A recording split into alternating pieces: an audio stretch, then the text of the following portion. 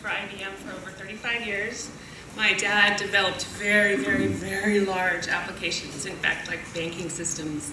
He did the scoring for the Olympics, things like that. And my mom wrote tools for testing and did a lot of beta bug finding. And that over there was what she would bring home, reams and reams of these sheets of paper, and she would just go through and find bugs before they had software that I could actually. So my introduction into gaming was with these 3 games: Tempest, Battlezone, and Pac-Man. And I would spend hours and hours and hours in the arcade playing these in these very dark spaces with lots and lots of lights and lots of sounds. And these had very minimal graphics. They were driven mostly by the sound. The controls were amazing. There was this sense of danger and excitement and spectacular fails. I mean, it was just like when you died big. And the other thing that was really it was driven by were these leaderboards, and they were very localized on the cabinets. And you were constantly moving from cabinet to cabinet to try and get your high score and get your 3 initials in there. But as I started going into these, and I was probably 10, 11, 12 years old at this time, and I really got into these and wanted to get into programming, not necessarily because I wanted to build games and have other people build games, play my games. It was more about I wanted to figure out how they did it. I wanted to go in and figure out how they could create these amazing portals where I could escape into them for hours at a time with all these sights and sounds. And that was the reason why I went into it and started programming. And this was one of the things, that one of the issues was I was really into the controls. Like there would be one particular control that I got really, really into and I wanted to figure out. And so as an example of how I've sort of taken that into my work, I'm really into sound control right now. I think voice control is amazing, and it's still really, really sketchy, and it hasn't really come into its own yet. But one of the things that we've done, this is a series called Look, Listen, and Speak, and it teaches survival vocabulary in the context of these environments. But there's this one area where after you sort of learned this vocabulary, you can go in and kind of create your own spaces using the vocabulary words. And you say the word that you've learned, and it summons that object, and the student can, place it, the child can place it in this scene and make their scenes, but it's using voice control. And there isn't any other way to bring these objects out of this tray. They have to actually say the word. And one of the things we've done is we've linked the different titles by when they have completed tasks in the other part of the program, they actually earn other words from other titles. So you could build a scene. So this is at school, but you notice the heart?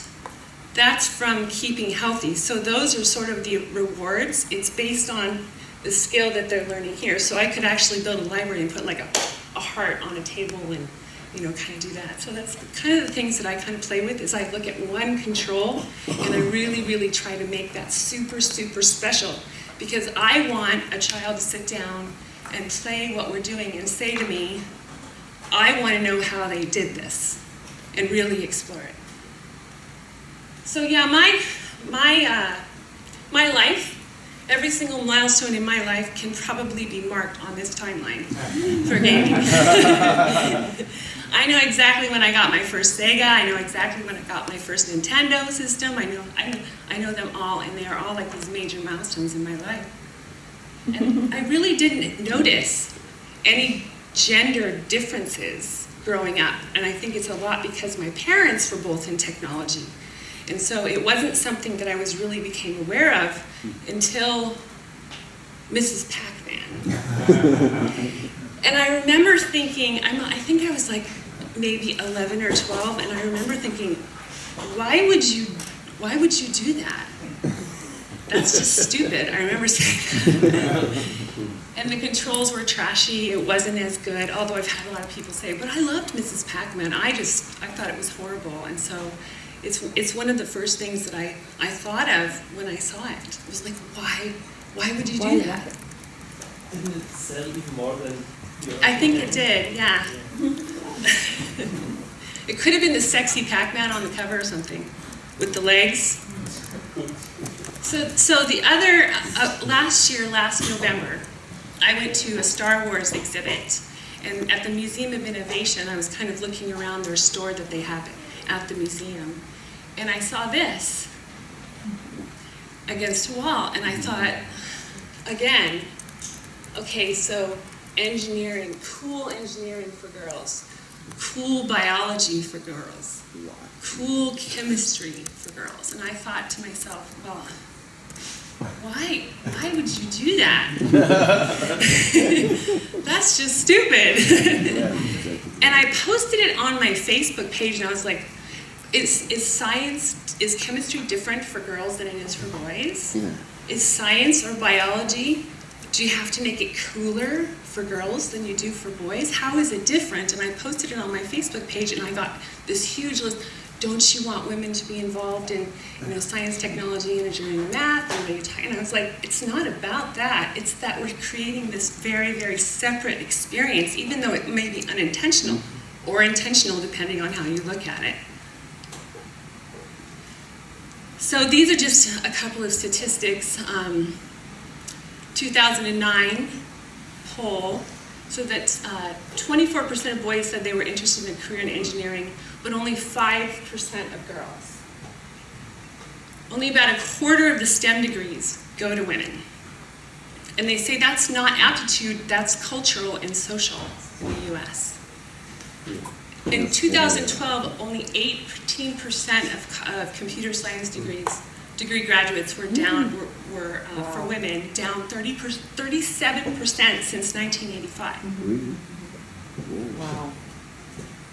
So they talk about we have to get girls into STEM, we have to get girls into science. Oh, science, technology, engineering, and math. That's the big thing right now.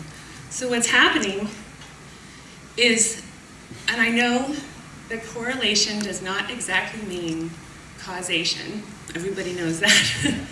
But they had a group of women, 1,700 American women, 3 years ago, were asked to compare toys that they played with when they were kids, compared to what their daughters are playing with today.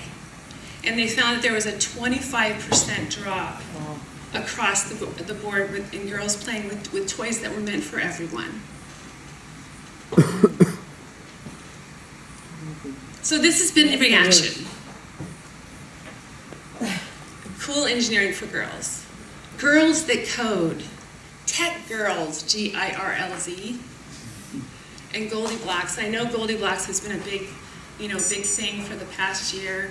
The YouTube video that went viral was, all over the place. And I look at this, and Goldie Blocks, their whole concept is they want to get rid of the pink aisle. But when you look at this, do you see anybody destroying the pink aisle? No.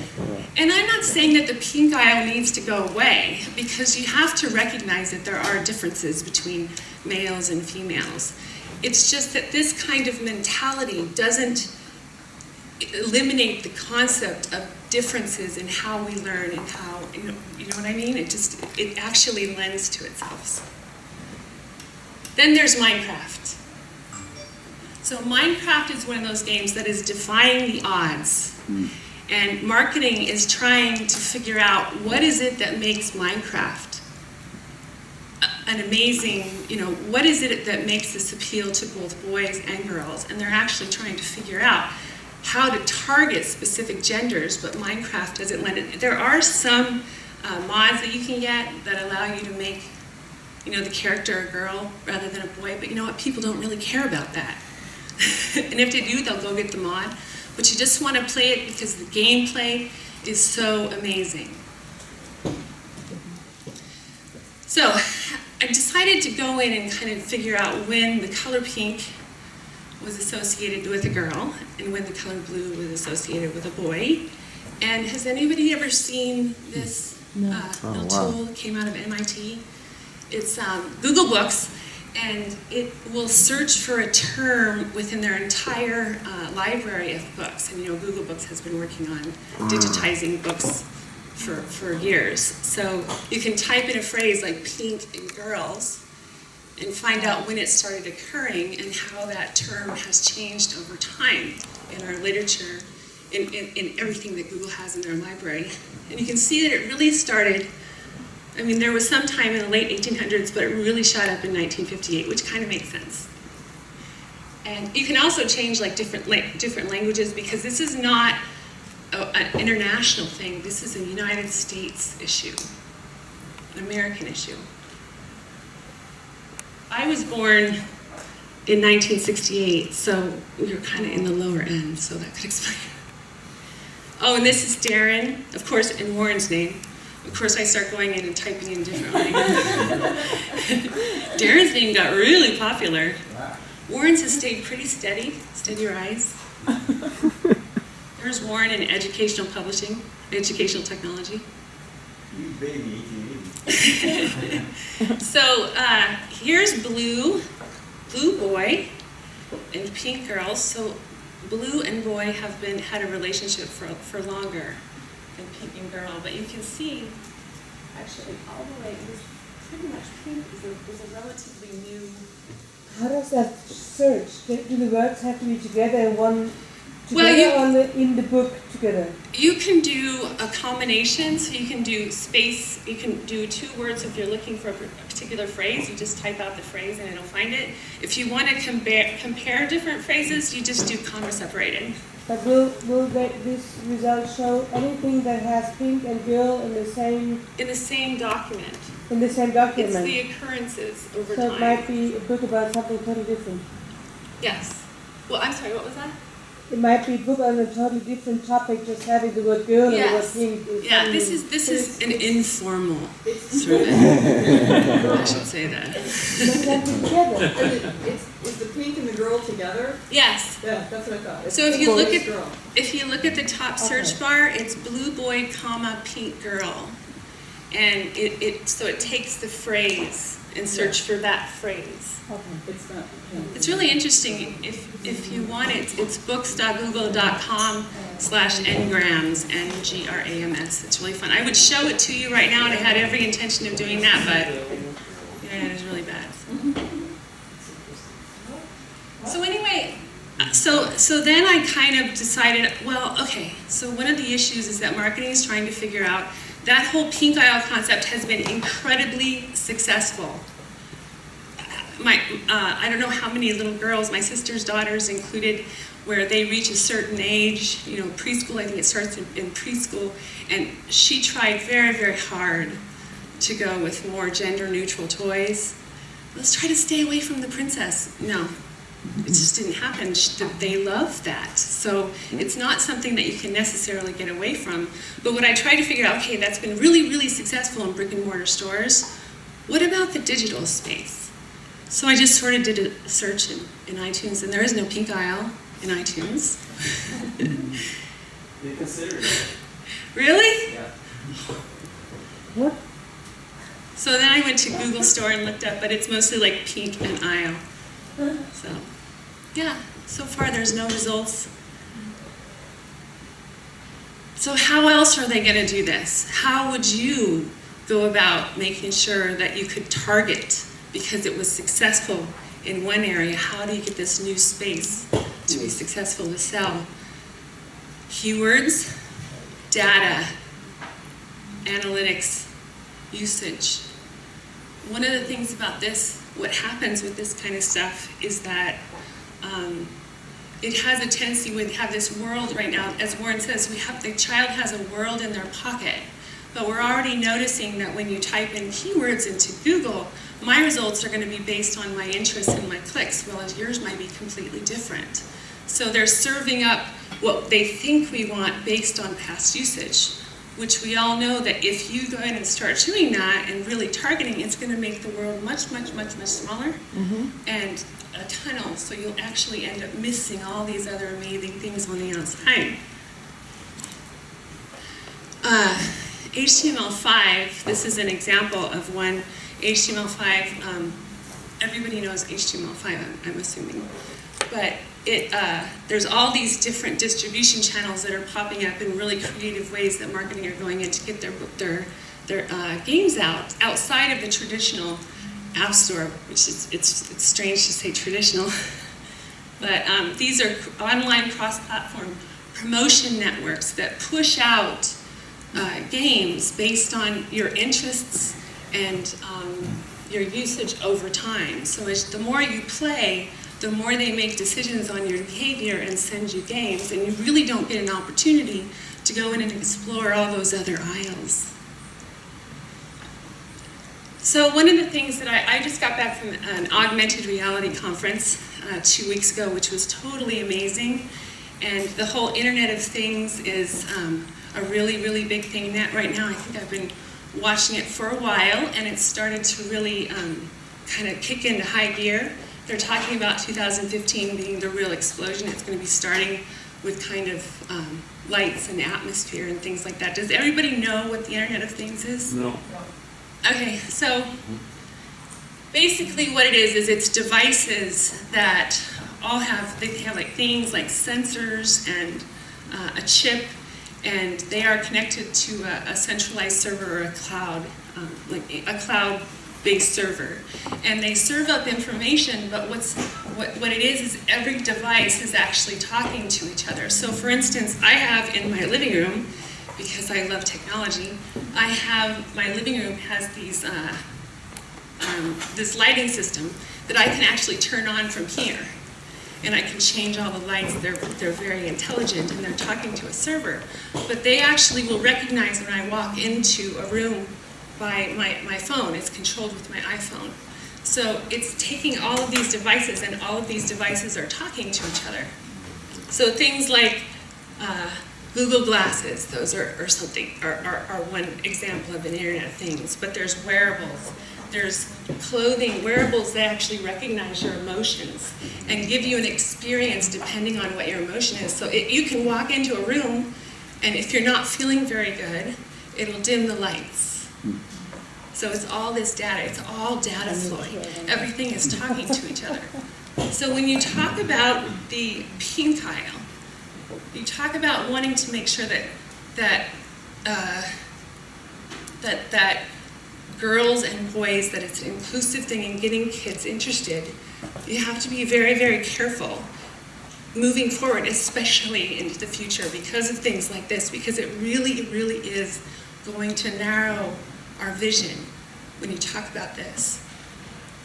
So just a couple of takeaways from this. It's really, really important that you find that Tempest dial. And what I mean by that is when I would go in to play Tempest, that dial was the most amazing thing. I mean, I think I was a master at it because it's been in stop menus. So find your Tempest dial. Develop and perfect creative controls. Creative controls, things that make someone go, wow, how did they do that? Create portals into worlds that kids can explore. Promote mystery and inspire story creation in a child's mind.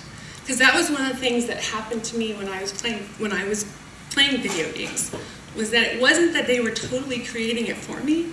It allowed me to go into this other space and create it myself. Minecraft does that as well. Think inclusive. Try to stay away from stereotypes. It's going to become more and more important that we don't focus on female experiences as opposed to male experiences, on science for girls, science for boys. We need to make sure that it's inclusive.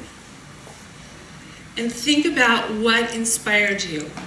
I showed that one of our apps in the beginning with the sound control and wanting to have that magic of summoning. Think about why you're doing what you're doing. Why are you developing applications? Why are you teaching? And build that into your work, because you never know when that's going to inspire a child. You never know what's going to inspire a child to sit up and say, I want to know. I want to do this. That's it. Right.